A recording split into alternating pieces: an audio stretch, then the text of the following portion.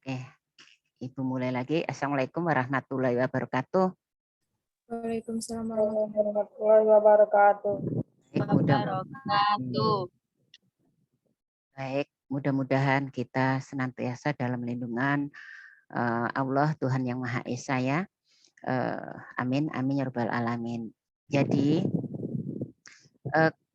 kemarin Ibu meeting dengan Bu Sunarsi ya, karena untuk kelas di 4 semester 6 ini ternyata ada beberapa mata kuliah yang saling keterkaitan ya. Karena untuk mata kuliah Bu Sunarsi itu kalau tidak salah klinik sanitasi ya. Iya, Bu. Iya, Bu. Ya, Bu. Klinik sanitasi itu memakan waktu sampai 2 minggu ya, kalau tidak salah seperti itu. Jadi Ibu Sunarsi meminta supaya sebenarnya bisa ada untuk mata kuliah yang keterkaitan ini untuk kolaborasi seperti itu ya. Jadi ngambil datanya di mana tempat kalian melakukan klinik sanitasi seperti itu. Tapi Ibu sampaikan kepada beliau bahwa kita sudah melakukan praktek lapangan, ya sudah melakukan praktek lapangan. Nah, jadi oh ya enggak apa-apa kata Ibu Sunarsi bilang kalau udah melakukan praktek lapangan. Cuman kan berarti waktunya Ibu terambil 2 kali ya, 2 kali pertemuan untuk artinya dikorbankan waktu untuk mata kuliah sanitasi pemukiman ini untuk mata kuliah klinik sanitasi yang diampu oleh Ibu Sunarsi ya. Nah, Ibu belum menghitung berapa kali lagi pertemuan sampai dengan UAS ya. Ada yang ingat enggak berapa kali pertemuan lagi sampai dengan UAS? Berarti ini kan sudah terambil berapa ya? Berapa kali? Tidak ada yang tahu. Nantilah kalau tidak ada yang tahu biar Ibu. Ya, ada yang tahu? Oke, kalau enggak tahu. 6 kali lagi, Bu. Hah? 6 kali lagi? Termasuk ini? Iya, Bu. Termasuk ini berarti terambil 2 minggu. Ya kan? 2 minggu oleh mata kuliah klinik sanitasi. Nah, jadi begini. 2 minggu itu cukup lama sekali. Ya. Ibu hari ini akan menyampaikan penjelasan pembuatan laporan. Jadi selama kalian melakukan klinik sanitasi nanti ya untuk mata kuliah itu, kalian bisa membuat laporannya ya, membuat laporan dari praktek lapangan itu, kemudian termasuk PowerPoint. Jadi begitu selesai untuk mata kuliah klinik sanitasi, kalian sudah langsung presentasi. Jadi Ibu ini 6 kelompok kan? Iya, 6 kelompok. Iya, Iya, Bu. Iya, Bu. Oke, 6 kelompok. Jadi Ibu minta nanti presentasi hanya makan 2 kali pertemuan. Berarti masih ada sisa 2 kali pertemuan ya. 2 kali pertemuan nanti kalian untuk melakukan MMD ya. Musyawarah masyarakat desa sesuai dengan RPS itu ya. Jadi untuk memenuhi sesuai dengan RPS itu. Ya, jadi 2 kali setelah selesai klinik sanitasi, kalian presentasi, dan itu tidak ada alasan lagi kalian belum siap. Jadi semua harus siap. Ya, sekarang Ibu jelaskan sekalian. Jadi untuk minggu pertama setelah klinik sanitasi, kalian presentasi kelompok 1, 2, dan 3. Kemudian minggu yang berikutnya kelompok 4, 5, dan 6. Jadi jauh-jauh hari Ibu sudah kasih penjelasan.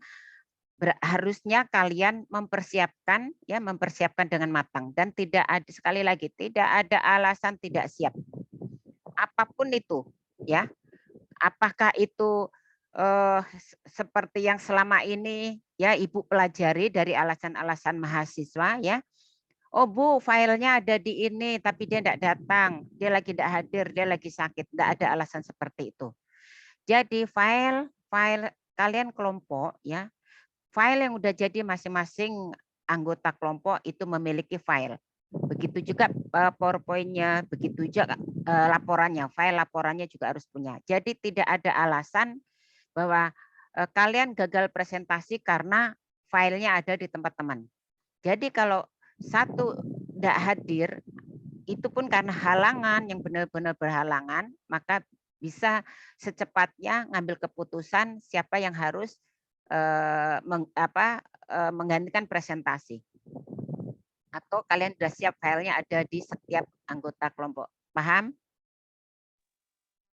Paham, Bu. Oke. Ya, jadi sudah jelas 3 kelompok pertama, kemudian minggu berikutnya 3 kelompok yang bagian kedua. Ya. Jadi model laporan ini seperti biasanya ya, bab 1 itu pendahuluan, nanti Ibu akan sampaikan PowerPoint-nya. Bab 2 ya, kemudian tinjauan pustaka, bab 3 metodologi, bab 4 pembahasan, bab 5 kesimpulan. Ya, jadi nanti kalian ini mengolah datanya itu pakai SPSS ya. Jadi pakai SPSS. Nanti Ibu ini kan direkam. Kalau kalian tidak jelas nanti bisa disetel lagi rekamannya. Jadi pakai SPSS. Nah, untuk mata kuliah sanitasi pemukiman itu kan tidak terlepas dari bagaimana kalian survei lapangan itu menemukan kasus penyakit yang berbasis lingkungan. Ya. Oleh karenanya nanti kalian ya dari data itu, dari data yang kalian dapat data primer itu, kalian hubungkan lagi dengan 10 penyakit terbesar di puskesmas itu. Ya, 10 kasus penyakit terbesar di puskesmas itu. Nanti minta sama PJ-nya atau siapa, nanti minta sama Bu Eni ya. Ada yang punya ada kan nomor telepon Bu Eni? Ada, Bu. Oke, kalau enggak ada nanti Bu kasih. Ada nomor telepon Bu Eni ya. Jadi minta 10 penyakit terbesar. Jadi jangan penyakit yang bukan berbasis lingkungan. Jangan pula penyakit darah tinggi ya. Lalu penyakit yang berbasis lingkungan. Kira-kira apa saja? Diare, Bu. Ya, banyak ya. Jadi misalnya gini, di ranking dari puskesmas pertama misalnya darah tinggi, diabetes, gitu kan. Terus ternyata penyakit berbasis lingkungan itu ada di urutan nomor 7 ke bawah misalnya. Itu harus dinaikkan ke 1, kalian rekap lagi. Jadi jangan melihat dari rekapan dari puskesmas itu. Kalau rekapan puskesmas misalnya diabetes tertinggi. Diabetes itu kan bukan berbasis lingkungan, ya kan? Darah tinggi juga bukan penyakit berbasis lingkungan. Nah, jadi kalian harus bisa memilah apa sih penyakit yang berbasis lingkungan. Nah, itu sesuai dengan data dari puskesmas, kalian ranking ke atas, ranking diurutkan sampai 10 penyakit terbesar. Enggak usah 10 lah, 6 karena ini 6 kelompok ya. Karena ini 6 kelompok, maka 6 penyakit terbesar. Maka kelompok 1 itu menghubungkan dari kasus yang kalian dapatkan itu dengan penyakit dari yang pertama kali itu apa? Ranking satunya apa? Nah, kalian hubungkan. Ya, ada enggak hubungannya? Gitu. Kalau enggak ada ya enggak usah dihubung-hubungkan, maksudnya kalau enggak ada ya katakan itu tidak ada hubungannya. Misal gini,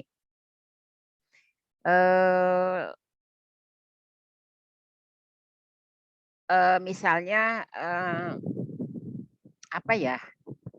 di puskesmas ya, misalnya di kelompok 1 itu kalian kena pas jatah penyakit yang berbasis lingkungan itu penyakit diare ya, diare.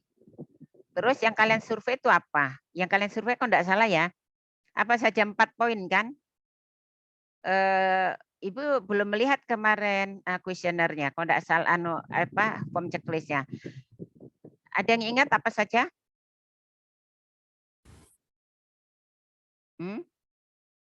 Di antaranya ya, kan kalau enggak salah lingkungan. Iya, Bu. Poin paling pertamanya itu lingkungan tempat tinggal. Lingkungan tempat tinggal. Terus apalagi? Perilaku ada kan? Terus vektor, ada 4 kalau enggak salah. Apa saja itu? Lingkungan fisik, lingkungan pemukiman, lingkungan fisik, rumah, kalau enggak salah gitu ya. Kemudian vektor dan perilaku. Air dan limbah, Bu. Itu sanitasi dasar. Ibu kemarin enggak jadi kalian nanti sebenarnya semuanya ada hubungannya. Kalau penyakit berbasis lingkungan dan penyakit yang ada hubungannya dengan apa namanya? Dengan lingkungan ya, misalnya penyakit berbasis lingkungan tentu saja ada hubungannya dengan lingkungan.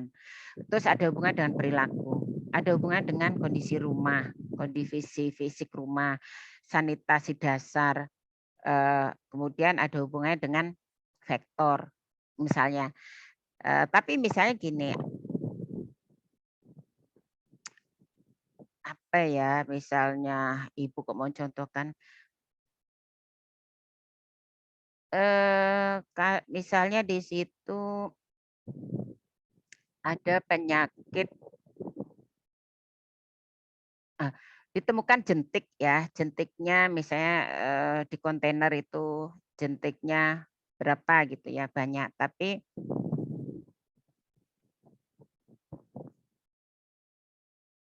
misalnya dia di situ kasusnya kasus DBD misalnya. Tapi tidak ditemukan jentik gitu, ya kan? Tapi kok tidak ditemukan jentik. Nah, tapi kalau misalnya harusnya menurut teori ditemukannya jentik berarti adanya kasus DBD pasti adanya ditemukan jentik. Kan seperti itu. Disitulah ada hubungan.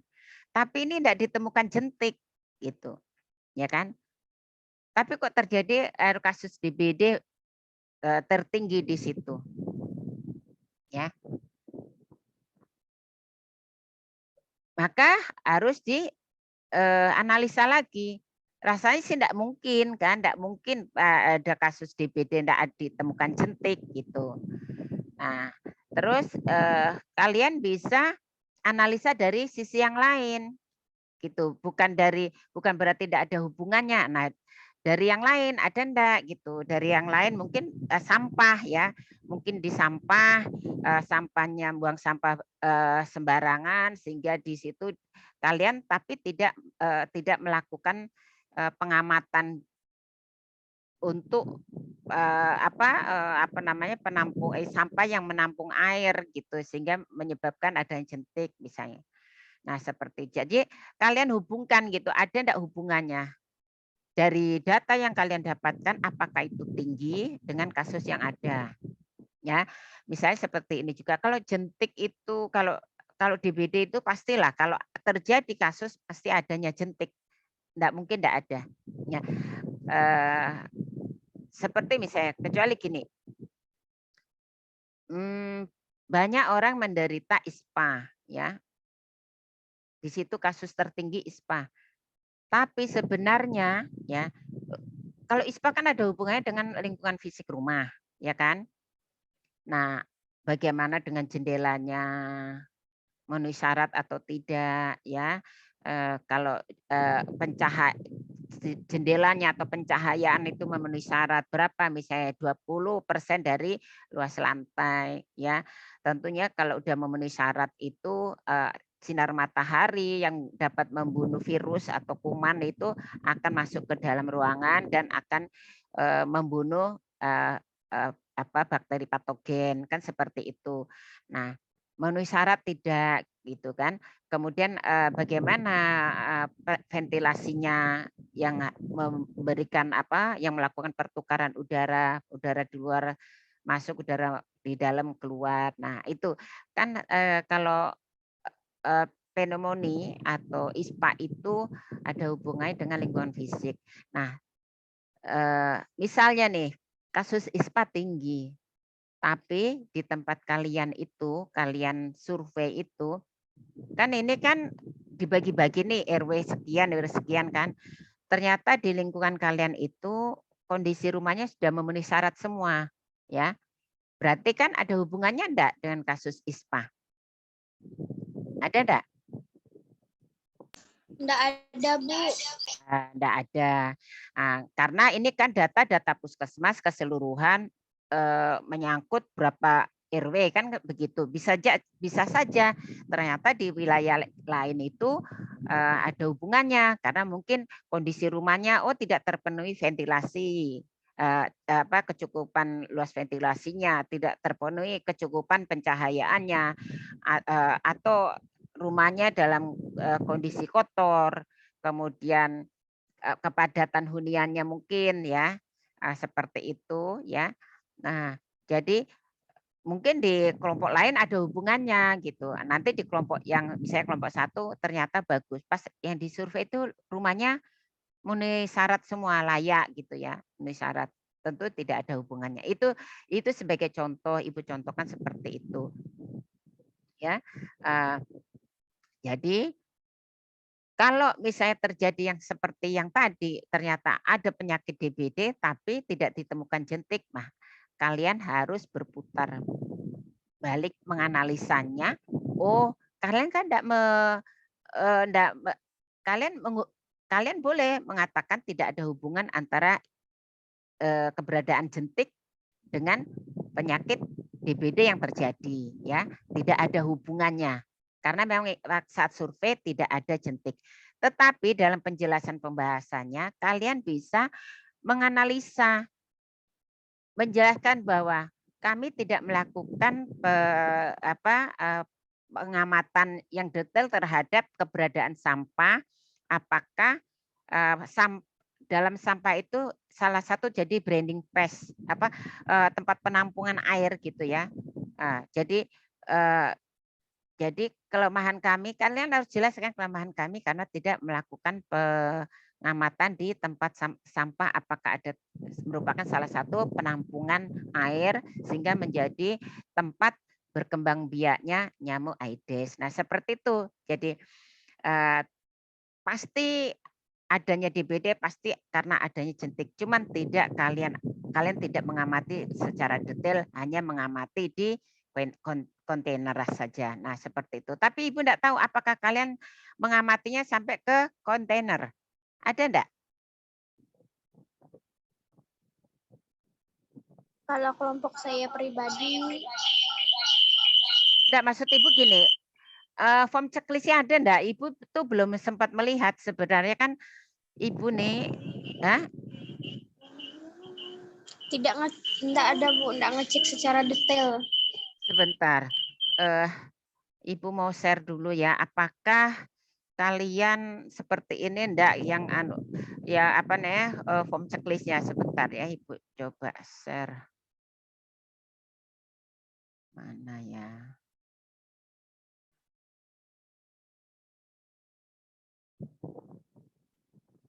Kok malah ini sih yang Ibu share salah.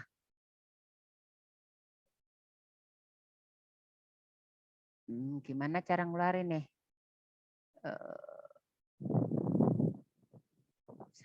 Salah. Ini ya. Udah kelihatan belum? Kelihatan dah? Sudah. Oke. Sudah, Bu. Jadi ini sebenarnya petunjuk praktek yang Ibu buat. Ibu sudah membuat buku, cuman Ibu belum Ibu jilid, mau Ibu sempurnakan lagi. Nih ya, jadi ini Ibu yang buat lama ya kalau jalannya.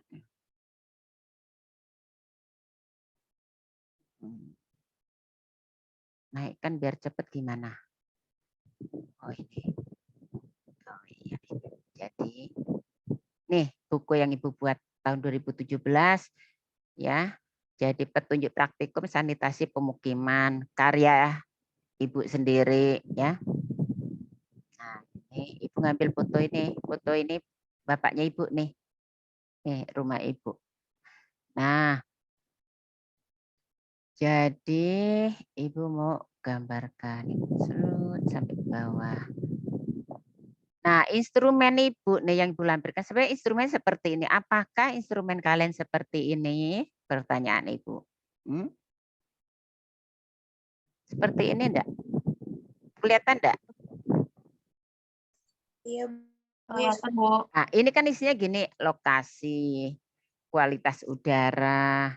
Nah, ini kan di luar ya, di luar lingkungan fisik rumah itu ada lokasi, kemudian kualitas udara, nah kebisingan ya, prasarana dan sarana lingkungan ya, itu baru kemudian ada vektor di sini ya, ada vektor vektor penyakit, kemudian penghijauan. Nah, baru yang kedua ini prasaratan kesehatan rumah tinggal.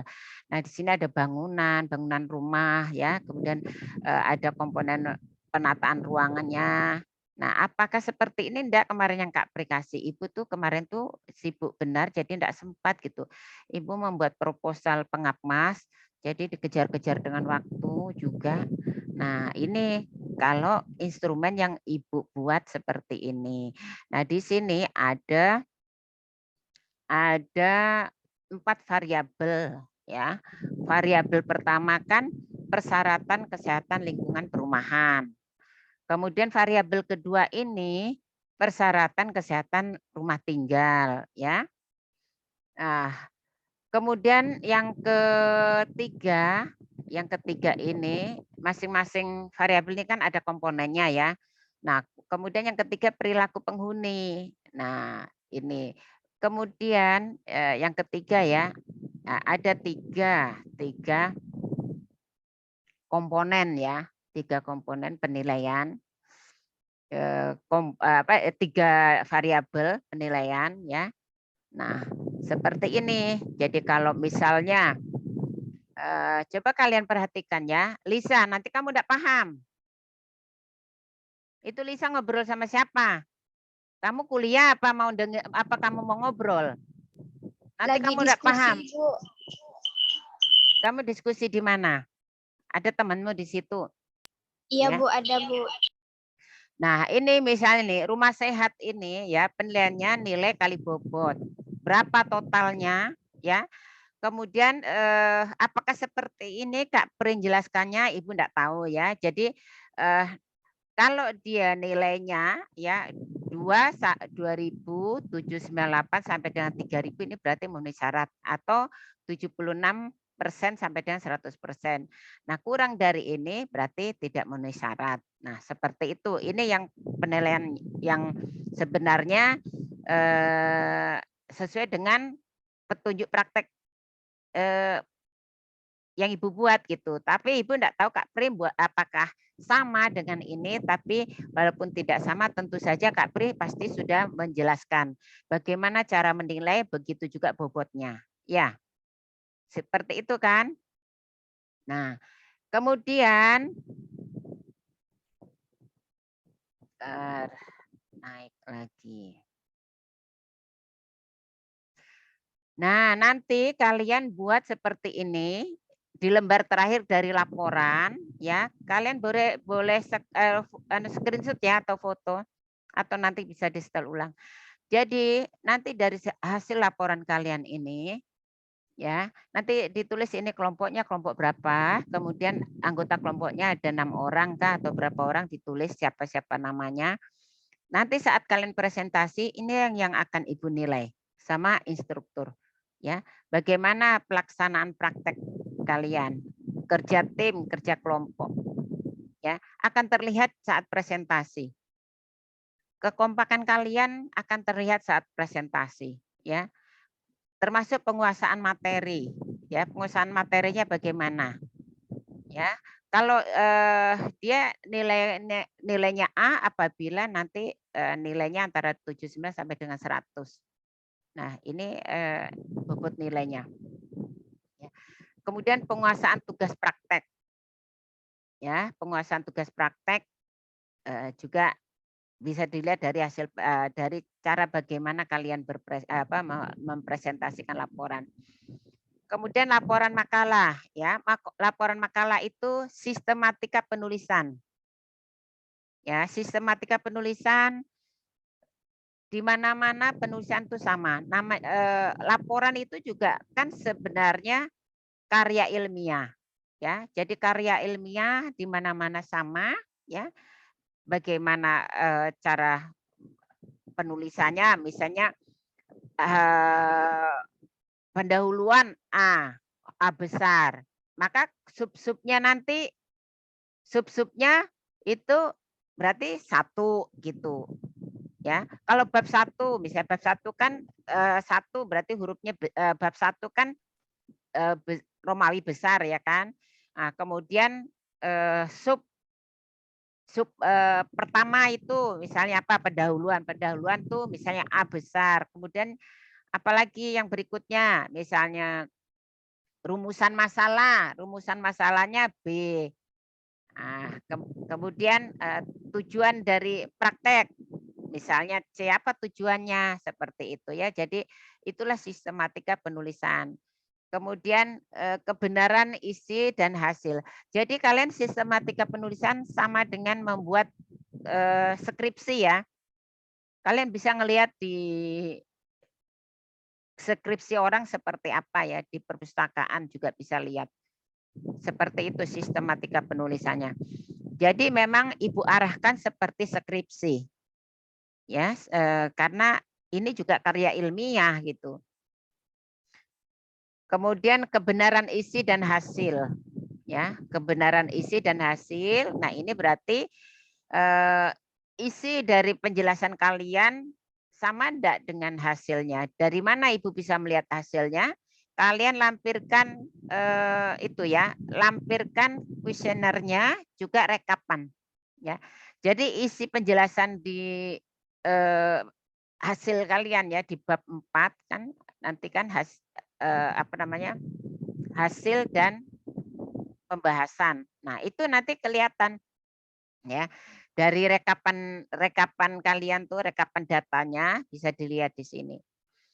Kemudian apa konsisten enggak di sini ya. Kemudian ketajaman dalam pembahasan. Ya. Ketajaman dalam pembahasan jadi masalah dari data yang kalian ambil itu, yang kalian dapatkan data primer itu setelah diolah, kemudian apa sih yang paling menonjol masalahnya di sana? Ataukah mungkin yang paling tidak memenuhi syarat di sana? Yang tidak memenuhi syarat apa? Nah, itu yang harus dibahas ya. Kemudian dibahas, kemudian dari hasil kalian tuh dibandingkan atau dibandingkan dengan hasil penelitian orang ya. Jadi artikel orang lain yang ada keterkaitan ya, misalnya gini. Saya hasil penelitian hasil survei lapangan kalian ditemukan misalnya keberadaan sampah ya. Jadi belum atau ditemukan jentik lah ya, ditemukan jentik karena Ibu enggak tahu persisnya nih kalian apa saja yang ada. Misalnya ditemukan jentik di kontainer ya. Nah, itu cari penelitian atau artikel orang ya hubungannya keberadaan jentik dengan kejadian penyakit DBD. Dilihat di dalam hasil penelitian dia, kesimpulannya apa. Nah, maka hubungkan apa sebagai data dukung gitu, sebagai hasil penelitian orang tuh dijadikan sebagai pendukung dari hasil pengamatan kalian di lapangan. Ya. Jadi ini di sini bisa dilihat dari ketajaman pembahasan. Nah, ketajaman pembahasan selain Ibu bisa lihat di dalam hasil laporan juga dari penjelasan kalian ya, dari penjelasan kalian. Kemudian kelengkapan kepustakaan. Ini penting. Jadi, apa yang kalian tampilkan di dalam naskah laporan itu harus didukung dengan kelengkapan kepustakaan ya. Jadi, banyak sekali kalian bisa ngambil di artikel-artikel orang. Jadi misalnya kalian rujukannya itu dari artikel ya kalian tulis. Ya, nanti kalau tidak paham nanti bisa tanya ke instruktur. bagaimana cara menulisnya? Bagaimana cara mencantumkan sumber atau referensi orang itu di dalam naskah, ya. Kemudian di dalam daftar pustaka itu seperti apa? Ibu akan jelaskan sekilas saja. Misalnya gini, kalian mau ngutip hasil penelitian Ibu, ya, Salbia Kastari, ya kan? Ibu namanya kan dua suku kata. Nah, kemudian di dalam penelitian Ibu ada 3 orang, ya, Bu Uci misalnya, Bu Uci atau Bu siapa satu, Pak Asmadi misalnya yang ketiga, ya. Nah, itu nanti di dalam naskah kan penulis pertama itu Ibu Salbia, ya. Nah, kalian tulis Kastari titik S, kemudian et al. Tahun misalnya tahun Ibu tahun 2021. Nah, 2021 di dalam kurung. Nah, seperti itu mengutip di naskah. Bagaimana menulis di daftar pustakanya? Nah, menulis di daftar pustakanya, maka ditulis yang penulis pertama kan Ibu. Misalnya kalian dapatkan artikel Ibu gitu, ya. Nah, Kastari titik S, ya, Kastari titik S, kemudian siapa lagi tadi, Susilawati titik koma Pak Asmadi, nah seperti itu. Kemudian tahun, baru judul artikel, kemudian ada di jurnal apa, ditulis sumber jurnalnya. Itu namanya penelitian yang kutipan yang benar seperti itu. Nah, kamu dapatkan di jurnal apa? Copy link jurnalnya, tempelkan di dalam daftar pustaka, ya. Paham enggak? Paham, Paham, Bu. Bu. Oke, paham ya. Karena tahun depan kalian semester 8 sudah harus bikin proposal, ya, skripsi, harus paham. Jadi manfaatkan ini sekalian untuk konsultasi, untuk belajar ketika kalian nanti harus membuat skripsi. Ya. Kalau Ibu ada, enggak apa-apa konsultasi sama Ibu. Kalau ada Kak Pri, bisa ke Kak Pri, ya. Kemudian itu terkait dengan kepustakaan. Tadi udah paham kan bedanya di penulisan di daftar pustaka dengan penulisan di naskah, ya. Kalau di naskah itu nama et al. Nama penulis pertama enggak pakai singkatan, ya. Kalau 2 suku kata, nama yang terakhir yang ditulis enggak pakai disingkat. Kastari et al 2022 dalam kurung. Oke, seperti itu. Kemudian presentasi. Nah, kriteria penilaian yang ketiga ini presentasi seminar, ya. Bagaimana kalian menguasai materi seminar apa enggak, ya. Taunya kalian tuh ini biasa banyak jeda waktu nih. Buang-buang waktu. Untuk menjawab pertanyaan dari temannya, ya, lama sekali. Padahal harusnya kalian menguasai loh. Itu yang kalian dapatkan praktek lapangan, diolah data, ya. Ngolah datanya aja itu kan kalian bolak-balik kan seperti itu, direkap. Tentu saja setiap kali ada pertanyaan dari audiens harusnya ini menguasai, ya. Di sini. Kalau kalian tidak menguasai materi kelihatannya apa? Terlalu banyak jeda waktu untuk kalian menjawab pertanyaan dari teman-temannya. Misalnya seperti itu. Ya, di sini kalian perlu perhatikan betul, ya. Kemudian strategi seminar. Kalian harus buat strategi, ya. Jangan misalnya kalian ada pertanyaan, nah itu kembali lagi. Jadi ada keterkaitan nih penguasaan materi dengan strategi seminar. Kalau kalian tidak menguasai materi, nah ini lambat dalam menjawab, ya. Padahal itu kaitannya dengan praktek kalian di lapangan gitu. Yang itulah yang diputar-putar, yang diolah dan sebagainya itu saja kan. Tapi kalian tidak menguasai materi, berarti di sini strategi seminarnya tak berhasil, ya. Harusnya kalian udah bagi tugas, nanti si A bagian tugasnya apa, menjawab mengenai apa, ya. Kan di situ ada variabel-variabel yang harus kalian apa namanya, yang harus kalian bahas. Nah, itu berbagi tugas di situ, ya, supaya lancar presentasinya. Nah, itu akan kelihatan strateginya. Tapi kalau kalian ada jeda waktu, ya, dibiarkan waktu kosong, diam aja gitu ya, itu berarti strategi seminarnya tidak berhasil, penguasaan materi tidak berhasil, ya.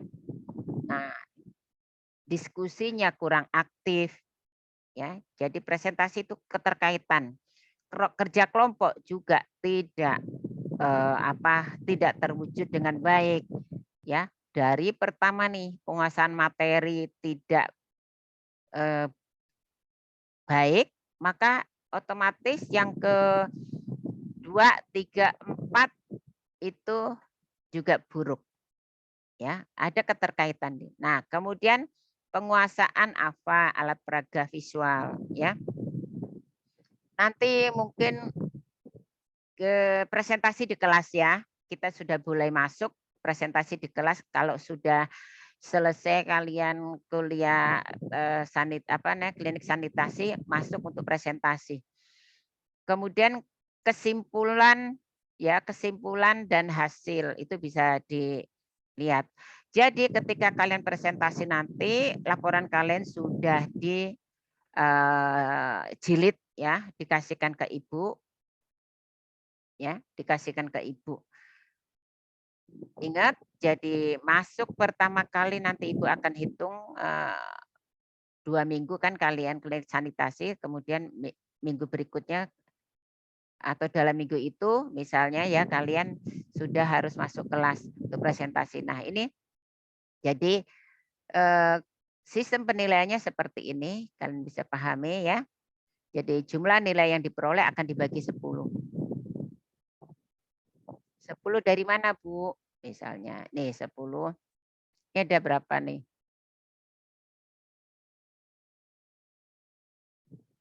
Bagi 10 ya. 1, 2, 3, 3 ditambah taruh jumlah bagi 10. Ibu kok lupa ini ya 10 dari mana Ibu ya? Pokoknya dibagi 10 deh ya. Nanti Ibu cari ingat ya.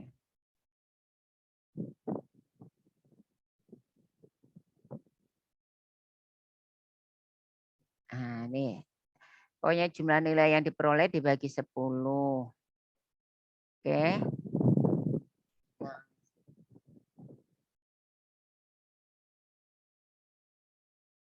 Metodologinya kalian nanti tulis seperti ini ya. Jadi di bab 3 itu metodologi. Jadi persiapan alur observasi ya. Judulnya metodologi observasi ya. Alur observasi. Pertama persiapan, pelaksanaan observasi, setelah itu kan mengolah data. Setelah mengolah data kan kalian menganalisis data. Nah, setelah menganalisis data, kalian kan lakukan pembahasan, kemudian kesimpulan dan saran. Ya, jadi ini seperti ini alurnya.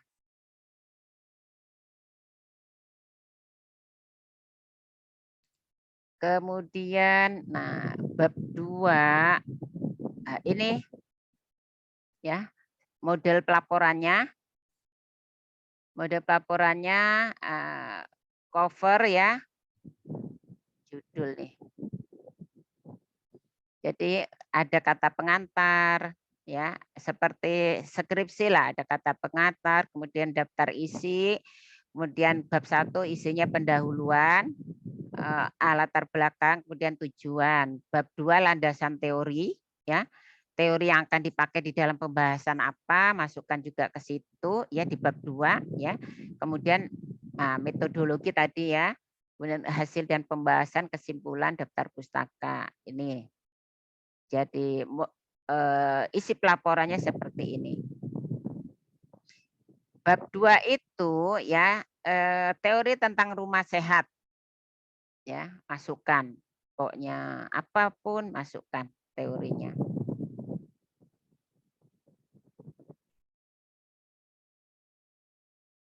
ini teorinya. Nah, seperti ini misalnya perilaku hidup bersih dan sehat apa.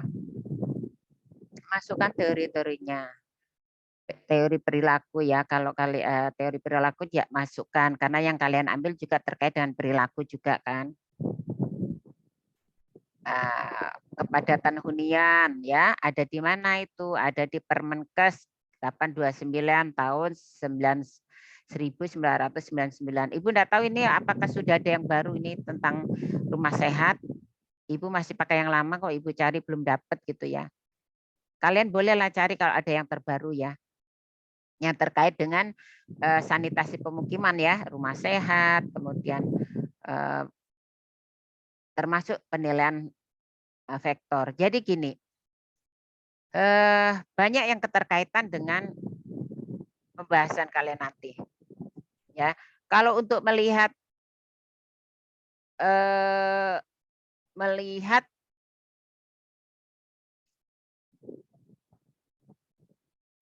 apakah misalnya jentik itu memenuhi syarat atau tidak, ya itu kalian tidak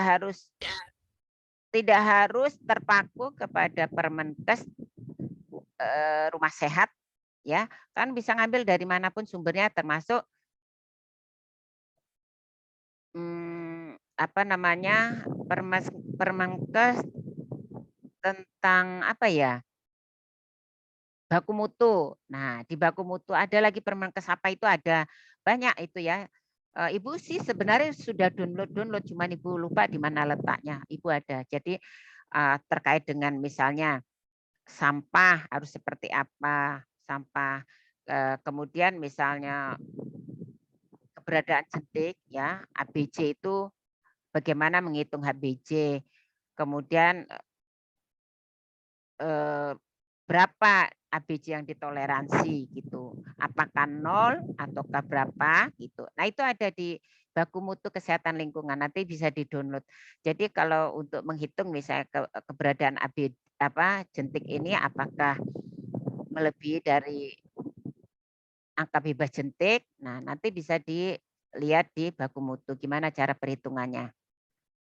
Kalian juga sudah mendapatkan mata kuliah pengendalian vektor, tentu saja kalian harusnya sudah menguasai cara hitungnya. Kalaupun kalian tidak menguasai di baku mutu, di Permenkes itu ada cara menghitungnya, ya. Itu, nah ini kan terkait dengan rumah sehat nih ya, persyaratan rumah tinggal. Nah ini Permenkes 82 ini 829. Teorinya apa namanya nanti kalian cantumkan juga di dalam bab 2 ya. Itu ada juga. Pokoknya semua yang terkait itu boleh ya, boleh kalian cantumkan termasuk juga teorinya dari apa ya. Jadi dari apa nih atau WHO juga boleh kalian masukkan. Mungkin ada misalnya dari Asrul Aswar misalnya seperti itu. Itu juga kalian boleh masukkan misalnya seperti ini Noto Atmojo dan sebagainya. Yang keterkaitan itu kalian masukkan di dalam bab 2. Bab 2 terkait dengan tinjauan pustaka. Ibu mau jelaskan PowerPoint. Bentar ya.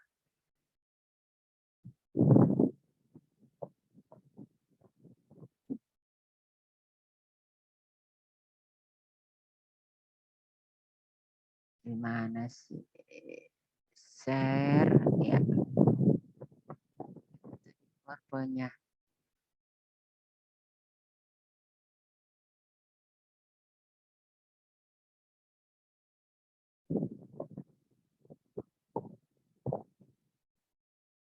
Loh, masih belum.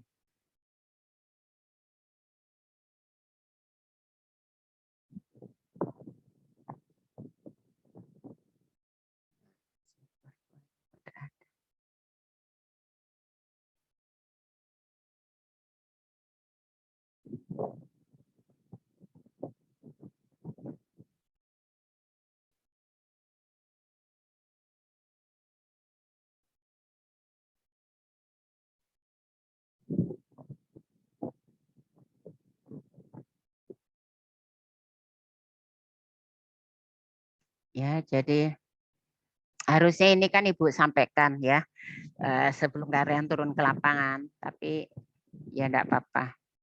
Jadi penjelasan untuk mata kuliah untuk praktek lapangan ini sebenarnya ada keterkaitan dengan pertemuan 14 dan 15. Pertemuan 14 dan 15 itu 14 itu kalau tidak salah pelayanan Ibu tidak ingat apa taruh di bawah nih. Nah, ini pelayanan sanitasi pemukiman ya di 14. Kemudian yang ke-15 itu musyawarah masyarakat desa kalau tidak salah ya.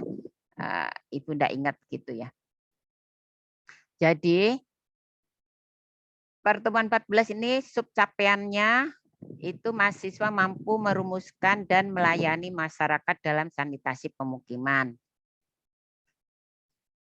Nah, di sini kan dasarnya itu dari data yang kalian ambil.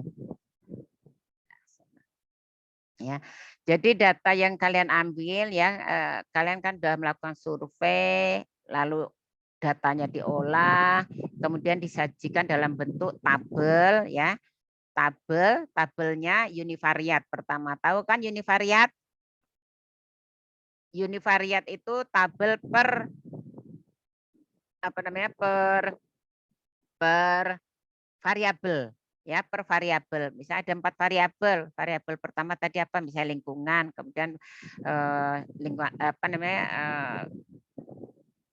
Kondisi fisik bangunan, kemudian perilaku, kemudian apalagi tadi vektor, misalnya seperti itu ya. Nah, itu tuh kalian jelaskan tampilkan dalam bentuk tabel sesuai dengan masing-masing itu tadi variabel tampilkan dalam bentuk tabel. Nah, itu namanya tabel univariat, data univariat ya. Kemudian lalu dibahas kan setelah tampilkan hasil dalam bentuk tabel univariat, kemudian kalian bahas dan dalam pembahasan itu dikaitkan dengan faktor risiko ya. Faktor risiko apa misalnya? Ditemukan jentik ya, keberadaan jentik. Nah, kalian harus jelaskan di dalam pembahasan bahwa kalau ditemukan jentik itu maka risikonya apa? Faktor risikonya. Faktor risikonya apa? Daeng, kamu dengar Ibu enggak? Yang Ibu lihat wajahmu Iya, ini. Bu. Kira-kira apa faktor risikonya? Faktor risikonya karena ada jentik itu bisa terjadinya DBD di tempat tersebut.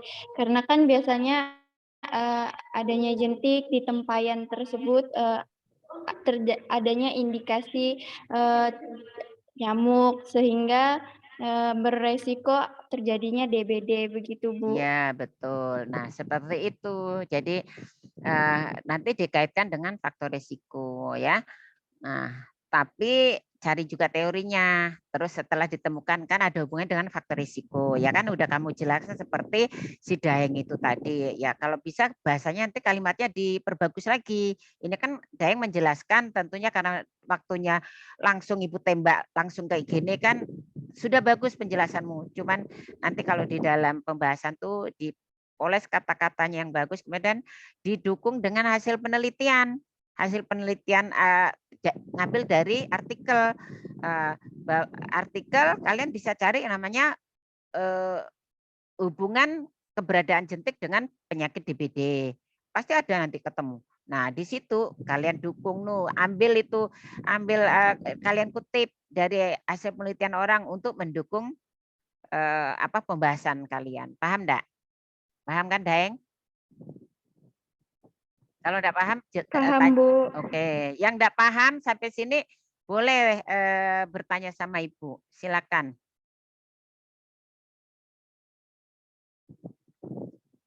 Yang lain tuh ada yang enggak paham enggak? Kalau enggak paham minta penjelasan lagi. Barangkali Ibu nih loncat-loncat jelaskannya. Jadi Ibu lanjut ya. Nah, seperti itu jadi dikaitkan dengan faktor risiko ya dengan landasan teori yang dijadikan referensi. Ya tadi Apa landasan teori? Tidak harus ngambil dari buku, tapi ngambil dari jurnal atau artikel penelitian orang. Itu yang lebih bagus itu, ya. Jadi yang dipakai dalam skripsi segala macam itu yang paling diwajibkan, ya. Kalau buku bisa kadaluarsa, expire ya, buku bisa aja itu udah 10 tahun gitu ya. Sedangkan kalau untuk karya ilmiah itu ya minimal 5 tahun. Ya, jadi kalian nanti saat sekarang udah boleh tuh rencana mau neliti apa, kalian udah boleh download-download yang terbaru, jurnal-jurnal yang terbaru, artikel-artikel yang terbaru. Kalian udah boleh tuh download-download ya. Kalau udah download, kalian copy juga linknya. Jadi caranya gini, ya, ibu-ibu ini sampai melebar nih supaya kalian lancar nanti saat skripsi. Jadi kalau udah kalian download ya, kalian download, kemudian kalian tulis itu di-copy linknya kamu tempel di dalam downloadan itu. Nanti udah tempel. Jadi kalau kalian nanti misalnya itu artikel itu dipakai, nanti di daftar pustaka saat penulisan di daftar pustaka enggak susah. Kalau enggak pun kamu copy lagi judulnya, kemudian cari di Google Scholar ya. Nah, kemudian nanti akan muncul judul yang kamu cari itu ada di link jurnal apa. Nah, itu di-copy alamat jurnalnya. Nah, seperti itu cara penulisan ya. Baik itu skripsi maupun laporan dari praktek ini. Ya. Nah, kemudian jadi tadi udah Ibu jelaskan, kemudian dari hasil survei itu nanti ya kalian dapat menetapkan masalah sanitasi pemukimannya ya. Jadi kemudian pada akhirnya merekomendasikan pemecahan masalahnya ya yang pada akhirnya kemudian merumuskan dan melayani masyarakat. Nah, disitulah dengan pemecahan masalah itu artinya di situ kalian sebagai sanitarian sudah termasuk dalam merumuskan dan melayani masyarakat. Nah, ini ada di pertemuan 14. Jadi dari praktek itu akan keterkaitan dengan pertemuan 14 dan 15. Karena pertemuan 10, 11 itu kan presentasi. Tapi karena dipakai sama Bu Narsi, maka sisa 4 kali pertemuan kan, kalian tinggal 4 kali pertemuan, berarti kan pertemuan ke 10, 11, 12, 13 kan.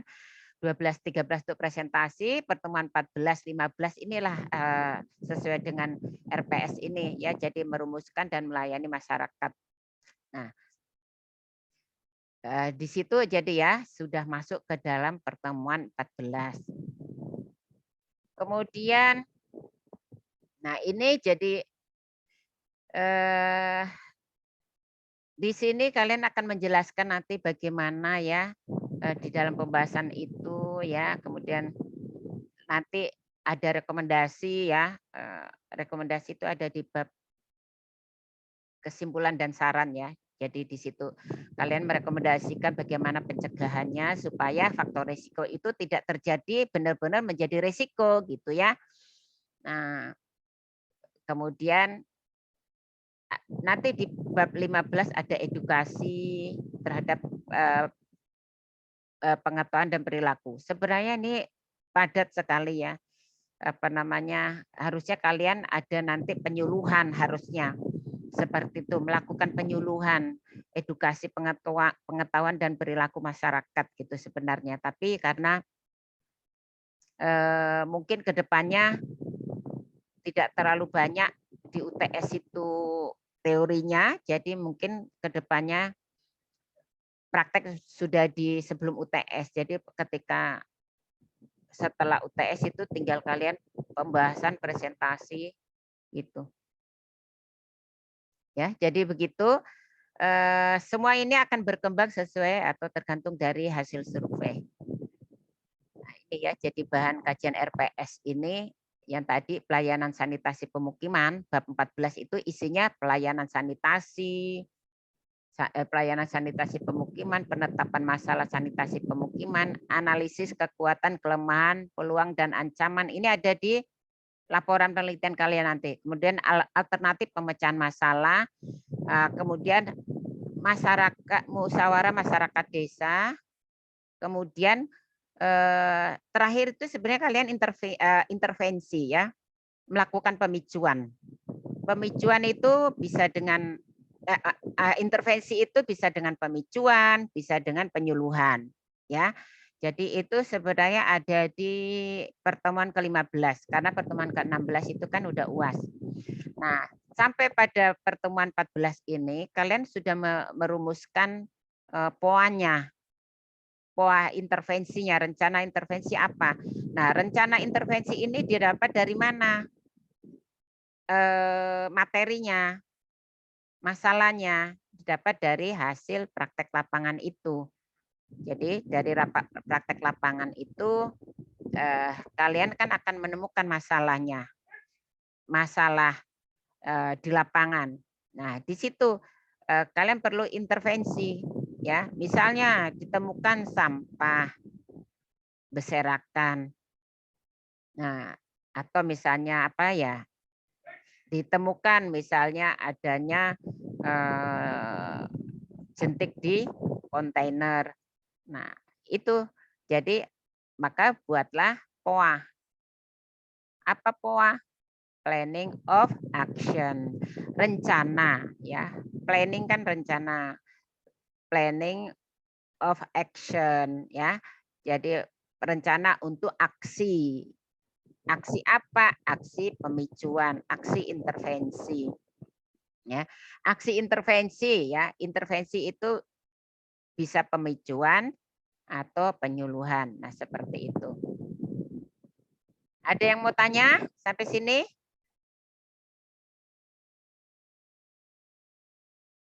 Halo? Bu, iya Bu, saya izin bertanya. Ya, silakan. Bu, jadi untuk POA intervensi ini nanti berarti kita akan melakukan pemicuan ke lapangan ya Bu? Iya.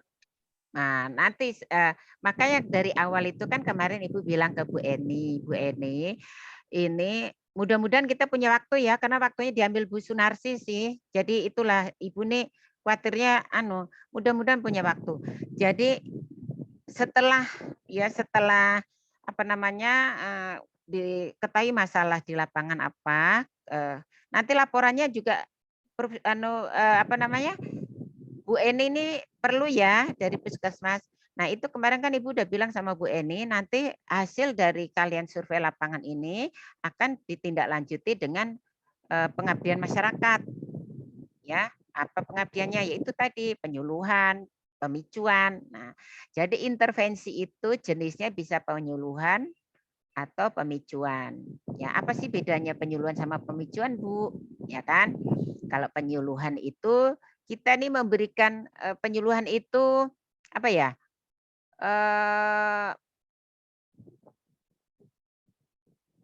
Apa namanya?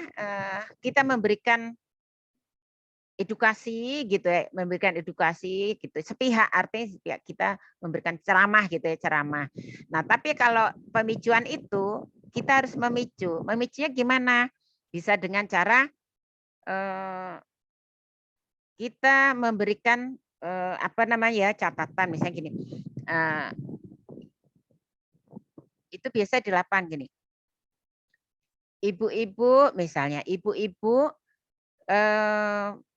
penyakit DBID itu disebabkan oleh apa? Nah, kalian kasih kertas ke apa namanya audien ke masyarakat. Nanti silakan ibu-ibu tulis ya penyakit DBT itu disebabkan oleh apa misalnya. Atau misalnya gini, ibu-ibu apa sih ciri-ciri nyamuk yang pembawa penyakit demam berdarah? Nah, kemudian silakan ibu-ibu tulis ya di kertas ini, kertasnya dibagi kertas kosong yang sepotong kecil misalnya. Nah, itu Jadi nanti baru kalian ambil ya. Kalian ambil kemudian kalian rekap nih dari sekian 10 orang misalnya audiennya ada 10, berapa orang sih yang paham nih? Ada yang jawab itu nyamuk ciri-ciri nyamuk misalnya nyamuk penyebab demam berdarah namanya Aedes, misalnya seperti itu. Kemudian nanti tanya lagi ciri-cirinya seperti apa, misalnya edarkan lagi kertasnya.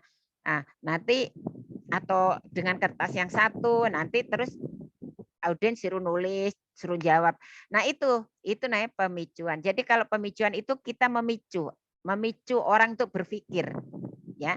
Beda dengan penyuluhan. Kalau penyuluhan itu kan sepihak gitu loh. Kita nyampaikan terus, nyampaikan seperti ibu nih. Ini kan sama dia nih, ya. Jadi mengedukasi gitu. Paling-paling sekali-kali memberikan kesempatan untuk bertanya. Tapi kalau pemicuan itu memicu orang untuk berpikir, ya. Dari situ kita bisa menilai pengetahuan masyarakat itu seperti apa. Nah, paham kan bedanya pemicuan sama penyuluhan? Paham, Bu. Oke. Nah ya, jadi yang kemudian penetapan dan alternatif masalah sanitasi. Nah, kalau kalian kan sudah turun ke lapangan dan mengambil data ya dari survei itu. Nah, data itu dikatakan data primer ya. Nah, data primer itu ya misalnya ini. Misalnya tabel yang kalian amati itu vektor penyakit. Kemudian pencahayaan atau gini, yang kalian survei di lapangan itu apa? Enggak tahu ya Ibu, yang detailnya intinya apa belum Ibu periksa. Nah, kemudian misalnya ditemukan kan Ibu minta di sini 10.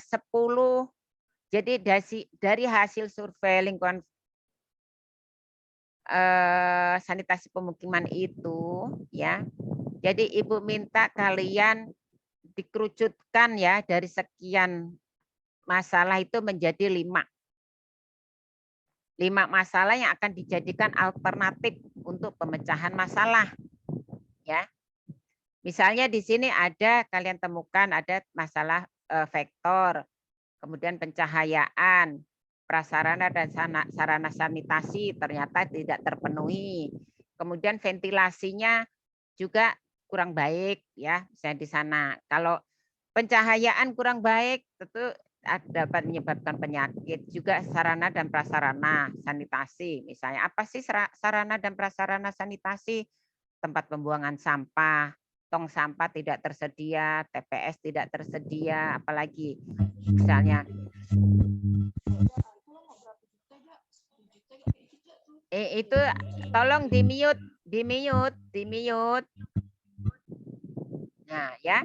Kemudian misalnya ventilasinya tidak memenuhi syarat. Kemudian pembuangan limbah rumah tangga juga tidak memenuhi syarat. Apa sih pembuangan limbah rumah tangga? Jamban ya.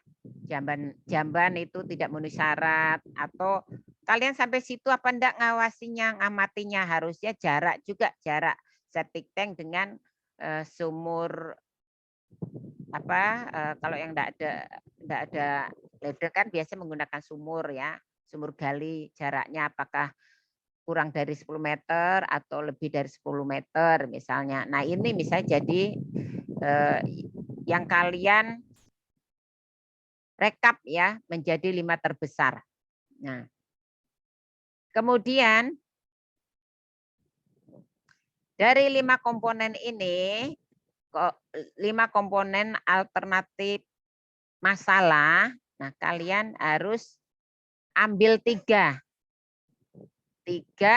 komponen yang paling mungkin dapat dilaksanakan ya. Dilaksanakan artinya dilaksanakan ini kan masalah nih.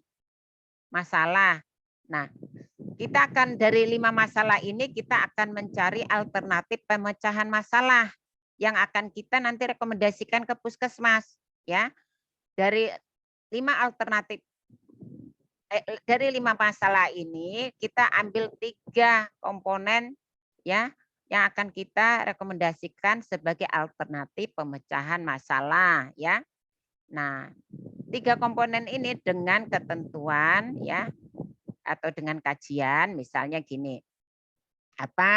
Seperti ini yang pertamanya kan kriteria penyakit ya, kriteria penyakit. Kalau Ibu nih mau undangan udah 2:30. Oh ya, ya. Aduh. Jadi Ibu kebut udah dijemput sama adiknya Ibu nih. Jadi contoh satu ini udah dijemput kah? Ya Allah, aku ini belum apa-apa nih. Iya. Iya sebentar. Jadi Ibu jelaskan ya. Jadi misalnya satu ya, vektor penyakit ya. Ibu jadi keburu-buru nih. Nah, kalau Ibu akan jelaskan nih, ini kan di sini ada kriteria penilaian 1 sampai dengan 5. Yang tertinggi 5, yang terkecil 1. Bagaimana cara menilai atau mengisi 1 sampai dengan 5 ya? Kita lihat dari yang terkecil dulu 1 ya. Kalau 1 ya itu kriteria penilaiannya itu ketika kalian memutuskan untuk memberikan angka 1 artinya itu adalah yang paling susah untuk dilaksanakan. Paling susah untuk dilaksanakan. Susahnya gimana? Misalnya gini. Nah, ini di sini pencahayaan ya. Pencahayaan ini kan 1.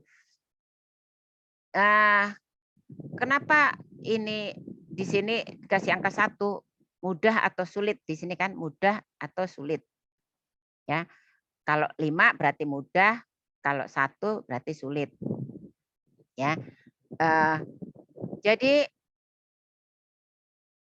kalau pencahayaan itu kan kaitannya dengan jendela. Kalau jendela itu kaitannya dengan status ekonomi ya. Maunya tuh memenuhi syarat itu apabila jendelanya 20% dari luas lantai. Tapi misalnya orang itu jendelanya itu tidak mencapai itu ya, tidak mencapai persyaratan. Nah, kalau untuk mencapai persyaratan tentu saja itu membutuhkan biaya, ya kan? Biaya yang tidak sedikit, harus merubah, harus misalnya rumahnya pun intinya harus merubah kan mengganti lagi jendelanya dan sebagainya. Nah, itu kan berarti sulit ya. Nah, karena sulit dikasih angka 1. Kemudian di sini murah atau mahal. Nah, untuk membuat jendela itu murah atau mahal sih? Nah, ini di sini berarti ya bisa murah bisa mahal, kasih angka 3. Tergantung kualitasnya, kan seperti itu. Kemudian dampaknya seperti apa? Kok pencahayaan kurang dampaknya apa sih? Bisa saja penyakit ISPA. Terus apalagi misalnya penyakit ISPA ya, misalnya ISPA. Nah, ISPA ini dampaknya seperti apa? Ya, dampaknya apa? ART dampak ini, dampaknya ya sakit jelas ya, tapi penyebarannya seperti apa? Apakah dengan ISPA ini cepat sekali penularannya sehingga menimbulkan wabah? Nah, ternyata tidak menimbulkan wabah. Memang berdampak tapi tidak menimbulkan wabah. Bisa kita isi 4 atau 3. Nah, keputusan pengisian ini harus didiskusikan oleh kelompok ya. Karena kalian yang tahu argumennya.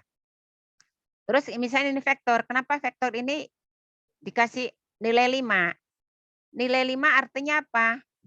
Yang paling mudah. Mudah untuk dilaksanakan. Kemudian juga paling murah ya, mudah dilaksanakan. 5 ini paling murah. Kemudian tapi di sini dampaknya besar ya, dampaknya besar. Jadi 5 ini dampaknya besar. Kalau 1 berarti dampaknya kecil ya.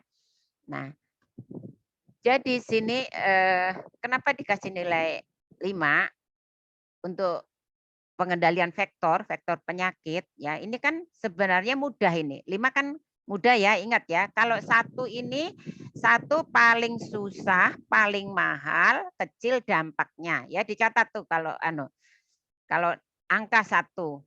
Kemudian kalau 5 ini paling mudah, paling murah, besar dampaknya. ya. Jadi vektor penyakit kenapa Ibu kasih kriteria angka 5 ini sebenarnya kan mudah ya. Kenapa mudah ya? Nah, pengendalian jentik ini kan mudah. Tinggal apa misalnya? Kita untuk pengendalian jentik dengan cara apa coba? Dengan cara memberikan contoh apa? Memberikan abate, ya kan? Nah, jadi abate itu mahal apa enggak sih? Jadi kan mudah kan? Memberikan abate kan enggak susah gitu loh. Dan mahal apa murah untuk mendapatkan sebaru abate? Ternyata murah ya, maka dikasih nilai 5, murah. Bahkan kalau beli ya murah, bahkan bisa tidak mengeluarkan biaya, bisa minta ke puskesmas. Maka kasih angka 5, poinnya 5. Kemudian dampaknya, ingat enggak tadi? Dampaknya, kalau dampaknya besar, maka dia nilainya 5. Ya. Kalau ini tidak dilakukan ya, kalau pengendalian vektor ini tidak dilakukan padahal mudah dilakukan, biayanya murah ya. Sedangkan ini dampaknya besar. Ya, dampaknya besar itu kasih angka 5. Kenapa besar? Ini kan vektor ini bisa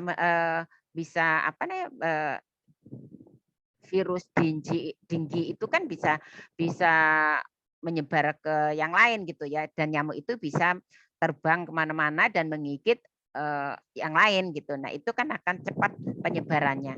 Nah maka dikasih angka 5. Begitu seterusnya kalian dalam menilai ini ya. Kemudian nanti dari sini total nih, kemudian di total nih ya, di total. Nah dari total ini kalian ambil yang tertinggi, 3 yang tertinggi seperti ini vektor 15, kemudian pembuangan limbah 14. Kemudian di sini yang ketiga ini ventilasi. Nah, ini jadi di ranking maka diambil yang 3 terbesar ya, seperti itu. Jadi diambil 3 yang terbesar lalu kalian nanti rekomendasikan nih sesuai dengan ini. Rekomendasikan apa alasan kalian memberikan nilai-nilai ini, itu yang harus direkomendasikan. Harus diberikan penjelasan. Jadi jangan cuma ngasih angka tapi tanpa penjelasan. Itulah penjelasannya, itu rekomendasi bahwa risikonya sebenarnya ini mudah untuk dilakukan dalam pengendalian dan biayanya juga murah, bisa didapatkan di apotek, beli di apotek murah, bisa juga dari puskesmas. Dan kalau tidak dilakukan ini akan berdampak buruk karena penyebarannya sangat luas ya, jadi menjadi wabah seperti itu. Paham sampai sini? Halo? Paham, Bu. Oke. Jadi itu saja nanti kalian bisa kalian bisa buka ulang ya. Nah, ini nanti MMD, rencana Ibu MMD kalian nanti diskusi ya, diskusi antar kalian sebelum kalian turun untuk penyuluhan. Nah, ini pertemuan ke-15 penyuluhan. Baik, terima kasih. Ini aja penyampaiannya dan Ibu mau pergi undangan. Terima kasih.